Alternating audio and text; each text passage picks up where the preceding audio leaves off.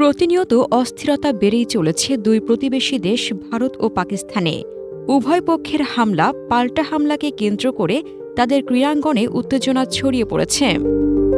চলমান আইপিএলের দুটি ভেন্যুতে পরপর দুদিন বোমা হামলার হুমকি এসেছে অজ্ঞাত মেইল থেকে, জানিয়ে তৎপরতা শুরু করেছে কলকাতা ও জয়পুরের আইনশৃঙ্খলা রক্ষাকারী বাহিনী। গত বুধবার প্রথম এই হামলার হুমকি আসে কলকাতার ইডেন গার্ডেন্সে। ক্রিকেট অ্যাসোসিয়েশন অব বেঙ্গলের অফিসিয়াল ইমেইলে পাঠানো বার্তায় আইপিএলের ম্যাচ চলাকালে মাঠে বোমা হামলা করার ঘোষণা দেওয়া হয়।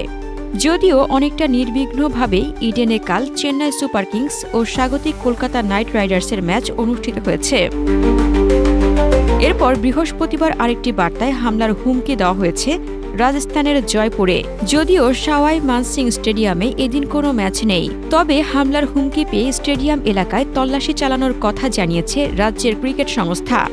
কর্মকর্তাদের দাবি, এই মুহূর্তে স্টেডিয়ামে রয়েছে ডগ স্কোয়াড, বম্ব স্কোয়াড এবং জঙ্গি দমন দল। স্টেডিয়ামের প্রতিটি কোণায় তল্লাশি চালানো হচ্ছে। পুলিশ জানিয়েছে সকাল ৯:১৩ ইমেইলে হুমকি পাঠানো হয়েছে, যেখানে লেখা ছিল, অপারেশন সিন্ধুর সাফল্য উদযাপন করতে আমরা আপনাদের স্টেডিয়ামে বিস্ফোরণ ঘটাবো, পারলে সবাইকে বাঁচিয়ে দেখান। অতিরিক্ত পুলিশ কমিশনার কুনওয়ার রাষ্ট্রদীপ বলেছেন, স্টেডিয়ামের প্রতিটি কোণায় অনুসন্ধান চালিয়ে সন্দেহজনক কিছু পাওয়া যায়নি।